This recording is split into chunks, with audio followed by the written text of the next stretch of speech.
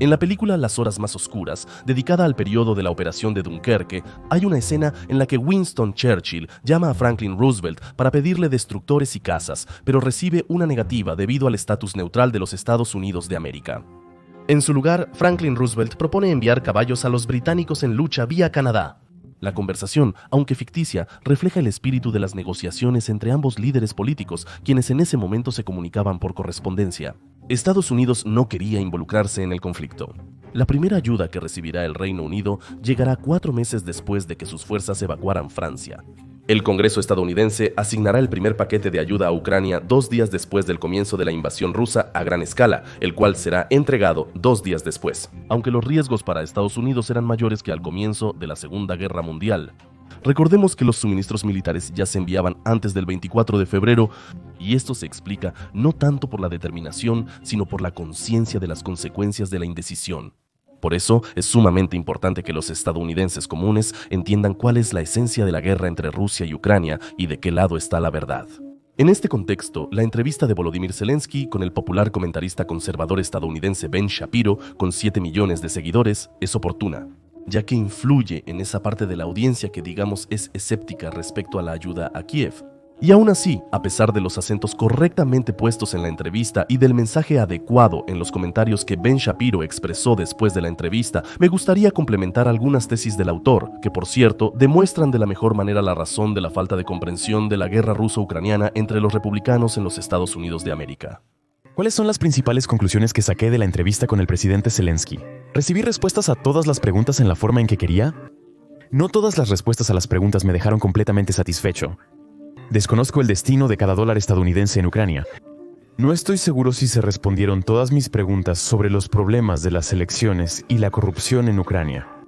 Uno de los mayores fracasos de la política exterior estadounidense en las últimas 8 décadas tras el fin de la Segunda Guerra Mundial es la extraña convicción de Estados Unidos de que si nuestros aliados no son perfectos, tiene sentido abandonarlos.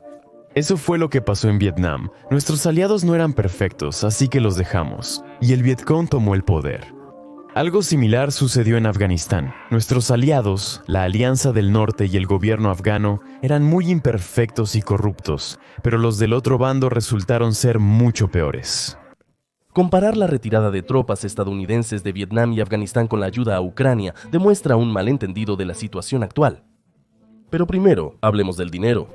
Ben Shapiro no pudo averiguar a dónde fue cada dólar de los contribuyentes estadounidenses en Ucrania. Creo que no tiene sentido explicarle a Ben que una auditoría parcial del inspector general del Departamento de Defensa de Estados Unidos en 2024 no encontró desviaciones significativas. No tiene sentido contar esto porque la auditoría se realizó bajo Biden y Shapiro es republicano. Podemos calcular la eficiencia del gasto de los fondos. ¿A qué te refieres con eso?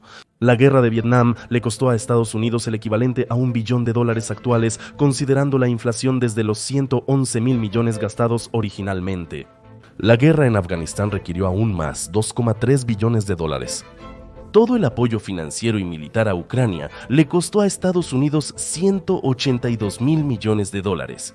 Comparen los resultados. Estas no son solo inversiones en una guerra al otro lado del océano, sino en la propia seguridad. En la estrategia de defensa nacional de Estados Unidos, Rusia es considerada una amenaza seria para el país. Por eso, comparar las guerras en las que participaron las tropas estadounidenses con una guerra en la que el lado que se defiende al menos ha reducido a la mitad el poder militar del país, que representa una amenaza para Estados Unidos, y además lo ha hecho por tan poco dinero, simplemente no es correcto, en esencia. Eso es sobre el aspecto financiero, el cual preocupa mucho a Trump. Políticamente, comparar Afganistán, Vietnam y Ucrania es fundamentalmente incorrecto. En Vietnam, Washington apoyaba al presidente Ngo Dinh Diem, un hombre que ponía en todos los cargos de liderazgo a sus hermanos o familiares. Un hombre que recibió de los contribuyentes estadounidenses $28,500 millones, que al valor actual son más de $260,000 millones, lo cual es comparable con toda la ayuda otorgada a Ucrania. Al mismo tiempo, Ngo Dinh Diem nunca logró crear un ejército capaz de enfrentarse en igualdad de condiciones al norte de Vietnam, por lo que Estados Unidos tuvo que enviar a sus propios soldados. Ucrania, donde se celebraron elecciones libres en 2019, logró, sin subsidios significativos de Estados Unidos antes de la invasión a gran escala, construir un ejército que no solo detuvo al segundo ejército más grande del mundo, sino que también le infligió dolorosas derrotas. Bueno, y trazar paralelos entre el gobierno de Ucrania y el gobierno de Ashraf Ghani, que le costó al Tesoro estadounidense $110 mil millones al valor actual y que huyó de Kabul cuando aún no había ni un solo talibán allí, me parece simplemente inapropiado. Esto no es una crítica a Shapiro, sino una aclaración importante. Este es el contexto que le permitiría al estadounidense promedio ver la guerra en Ucrania desde la perspectiva correcta. Por lo demás, Shapiro fue al fondo del problema. Para comprender lo que dice Putin, es necesario estudiar los trabajos de Alexander Dugin, conocido como el cerebro de Vladimir Putin. He dedicado tiempo considerable a estudiar las obras de Dugin porque no se puede comprender a los enemigos geopolíticos sin analizarlos a fondo. No cabe duda de que Dugin es enemigo de los Estados Unidos de América. Es discutible que Alexander Dugin sea el cerebro de Putin. Las ideas del euroasianismo, el camino especial y divino de Rusia, han sido expresadas por muchos filósofos, incluyendo a Ivan Ilyin, a quien Putin cita constantemente. Pero es muy bueno que presten atención a Dugin. Voy a explicar por qué. Alexander Gelevich es uno de los que logró formular esa misma idea imperialista y chauvinista que guía a los dictadores rusos. Y es muy correcto que Shapiro vea la causa principal de las acciones de Putin no en el deseo de oponerse a la OTAN, ni en el deseo de enriquecerse apoderándose de más metales raros, ni en el deseo de proteger el idioma y la cultura rusos. No, Putin va por otro lado. Él ve en sus acciones un mesianismo que precisamente Dugin pudo describir. El dictador ruso está reconstruyendo un imperio y todos los que se interpongan en su camino serán o esclavizados o destruidos. Ben pareció comenzar a comprenderlo, ya que antes se expresaba de forma diferente. Pero eso ya no es tan importante, lo principal es lo que dice ahora. ¿Qué es exactamente lo que necesita Rusia para cumplir con su misión mesiánica? Dugin aboga por la destrucción de la OTAN, afirmando que representa la misión del atlantismo, una misión estadounidense en forma platónica que debe ser destruida. Él afirma que Moscú busca liberar a Europa del dominio de Estados Unidos y la OTAN. Sí, una vez más, ni siquiera pueden imaginar lo importante que es que Ben Shapiro exprese estos pensamientos ante la audiencia estadounidense. Les aseguro que el suavizamiento de la retórica de la administración de la Casa Blanca hacia Ucrania es, en parte, mérito de Ben. Pero esto también es importante por otra razón. Ya les conté alguna vez que entre los principales politólogos estadounidenses como John Mearsheimer, Stephen Wall, George Friedman o incluso Jeffrey Sachs, la versión predominante es que a Putin, digamos, lo provocaron. Todos ellos afirman con más o menos velo que al expandir la OTAN hacia el este, Occidente buscaba contener a Rusia. Todos estos renombrados politólogos usan eufemismos. Se dice que el gobierno de Estados Unidos no lo admitirá, pero todos saben que la esencia de la alianza siempre ha sido oponerse a Rusia. Algunos liberales rusos también les dan la razón, quienes condenan la guerra en Ucrania y al mismo tiempo comparten las preocupaciones de Putin de que la expansión de la alianza amenazaba la seguridad de la Federación Rusa. Resulta difícil considerar amistosa una alianza militar que se acerca a las fronteras de un estado, pero hay un detalle. Cuando empezó a expandirse, de repente los primeros en recordarlo fueron los bálticos. Luego todos empezaron a decir, esperen, somos un estado soberano, nos unimos a la Unión, podemos resolverlo dentro de ella. Y como respuesta a esto, ahí en el Comité Central y en el Comité de Seguridad del Estado, surgió la idea de que ahora era necesario agitar a las repúblicas autónomas para ponerlas ante el hecho consumado. Por ejemplo, a los georgianos en particular. ¿Quieren salir de la Unión Soviética? Entonces Abjasia o Osetia del Sur se separarán de ustedes. Y lo mismo con Transnistria y así sucesivamente. Y eso fue creado artificialmente. La revelación del primer ministro de Asuntos Exteriores de Rusia, Andrei Kozyrev, es un secreto a voces. Después de la disolución de la Unión de Repúblicas Socialistas Soviéticas, los servicios secretos rusos comenzaron a incentivar artificialmente los movimientos separatistas en las periferias de la Unión Soviética. Este trabajo se puede rastrear tomando como ejemplo a cualquier empleado del Comité de Seguridad del Estado en ese periodo. Vladimir Antiufeyev es actualmente primer viceprimer ministro de la autoproclamada República Popular de Donetsk, la cual no es reconocida internacionalmente. Primero participó con el destacamento móvil de propósito especial de Riga, tratando de impedir la salida de Lituania de la Unión. Tras el fracaso, Antiufeyev fue enviado a Transnistria en 1991, donde tuvo mucho más éxito. Ocupó el puesto principal del Ministerio de Seguridad del Estado local y supervisó a los separatistas locales. El mismo esquema, con agentes de los servicios especiales rusos, fue probado en Osetia del Sur en enero de 1991 y en Abjasia en agosto del mismo año. De hecho, para ese momento, el Comité de Seguridad del Estado, renombrado como Ministerio de Seguridad, también intentaba administrar la Primera Guerra de Karabaj en 1992. En el año en que la Unión Soviética dejó de existir, los servicios especiales rusos intentaban mantener a las antiguas repúblicas soviéticas en la zona de influencia rusa, utilizando los medios disponibles en ese momento. En las conversaciones sobre la OTAN, que supuestamente amenazaba a Rusia con su expansión, se olvida mencionar que los países del bloque de Varsovia veían a Rusia como una amenaza desde la disolución de la Unión de Repúblicas Socialistas Soviéticas y buscaban protegerse. Todos entendían que fomentar el separatismo era una medida temporal. Simplemente, en los años 90, Moscú no tenía los recursos para enviar tropas a las repúblicas rebeldes. Por eso recurre temporalmente a guerras proxy, como vimos claramente en el caso de Ucrania. Pero Moscú siempre creaba conflictos con el mismo guión. Declaraba a las élites gobernantes como nazis, alentaba a los separatistas, enviaba especialistas y voluntarios y después ya se sabe lo que sigue. ¿De dónde eres? Vine de los Urales. ¿Cuál es el motivo de tu visita aquí? Pelear contra los fascistas. ¿Contra cuáles fascistas? Por los periódicos entendí que se llaman rumanos. Bueno, no es una nación, es como su nombre, rumanos. Le presto tanta atención a todas estas cuestiones, amigos, porque la sociedad en los Estados Unidos de América no comprende la causa principal de la guerra en Ucrania y, por lo tanto, no es consciente de las amenazas que implica la expansión continua de Putin. Y el hecho de que oradores conservadores tan famosos como Ben Shapiro siquiera intenten entender la lógica de las acciones de Moscú ya es un gran logro. Yo solo agrego contexto, ya que este video también será doblado al inglés. A quien le interese, suscríbase a mi canal de Telegram, ahí contaré con más detalle sobre el estado de preparación del canal en inglés y de qué se trata la idea en general. Pronto debería funcionar. Pero volvamos a Shapiro. ¿Cómo comentaría la acusación contraria de que Ucrania en realidad es solo un refugio para la decadencia occidental? ¿Que es un país liberal decadente que apoya todas las ideas sociales de izquierda? Por eso, los conservadores en Estados Unidos no necesitan preocuparse por Ucrania, porque en realidad Rusia es un país más religioso y conservador. Aunque Volodymyr Zelensky hizo una buena entrevista con Shapiro, su respuesta a la pregunta que más preocupaba a la audiencia de Ben fue incompleta. Volodymyr Alexandrovich expresó que estos asuntos no son tan relevantes actualmente para los ucranianos. El presidente de Ucrania probablemente respondió de la única manera políticamente correcta posible. Pero si yo estuviera frente a Shapiro, no me habría contenido y habría dado toda una conferencia sobre el llamado conservadurismo en Rusia.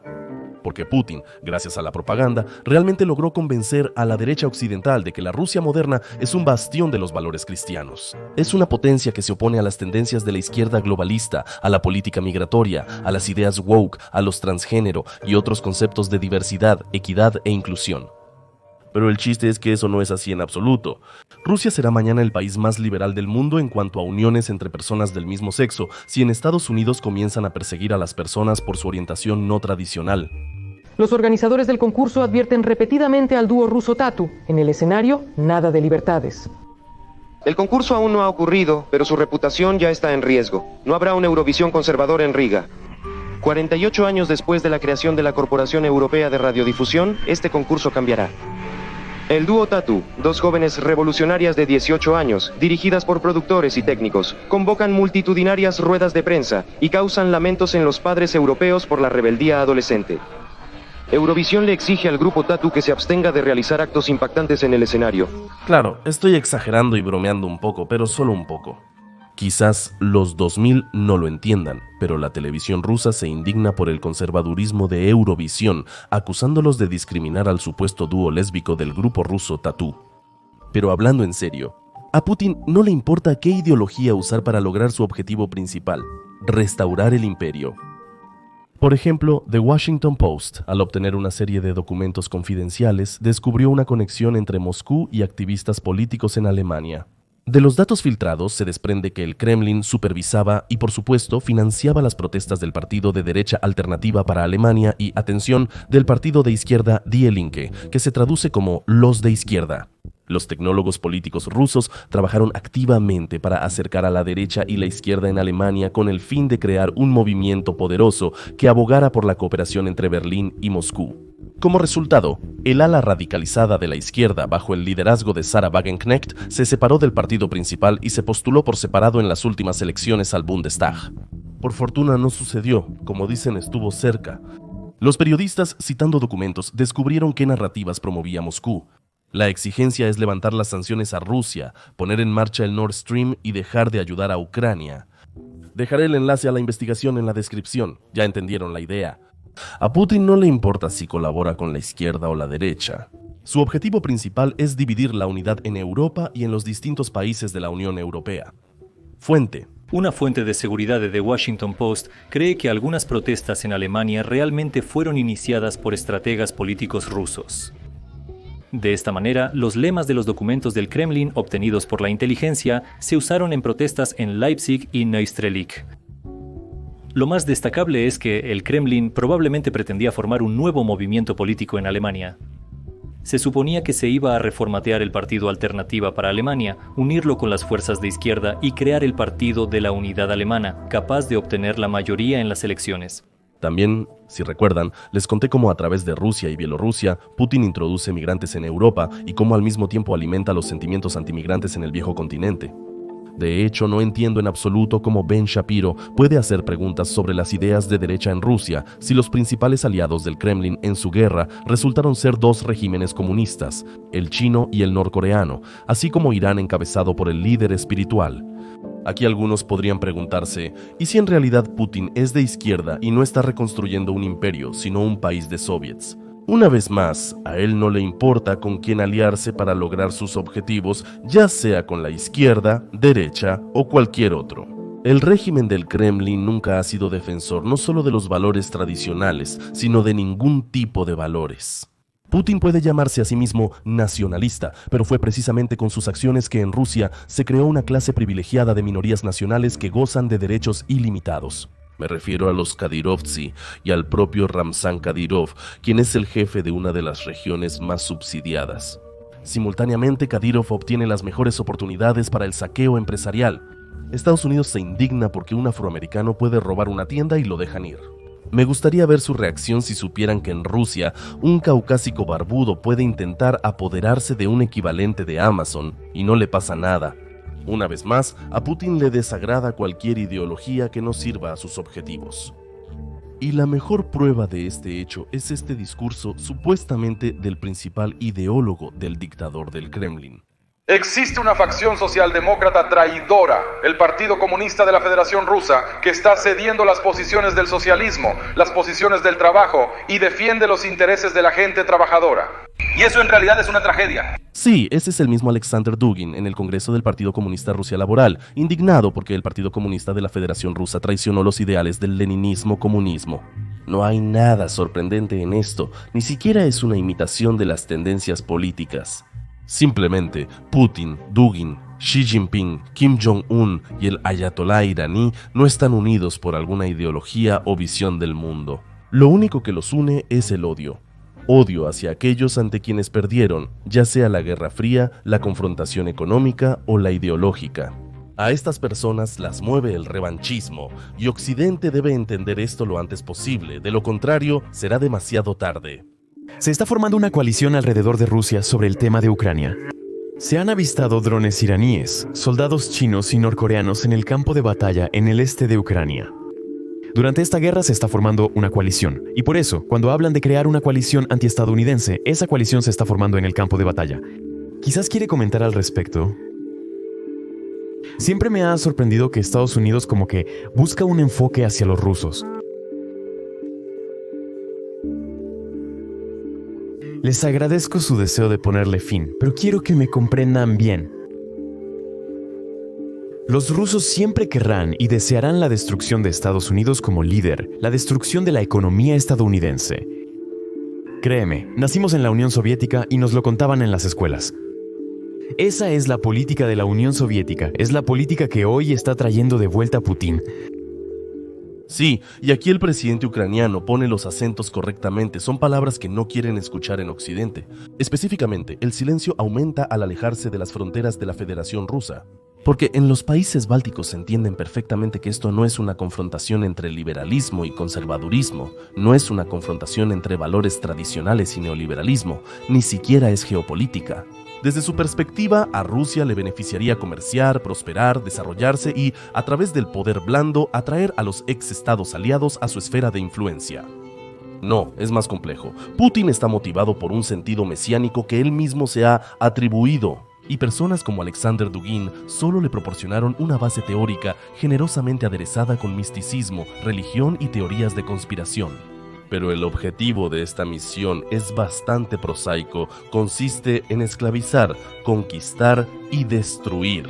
Y no hay nada espiritual ahí, y si lo hay, entonces los guerreros de la luz definitivamente luchan con un uniforme que lleva la bandera azul y amarilla. Gloria a Ucrania, gloria a Ucrania. La segunda gloria.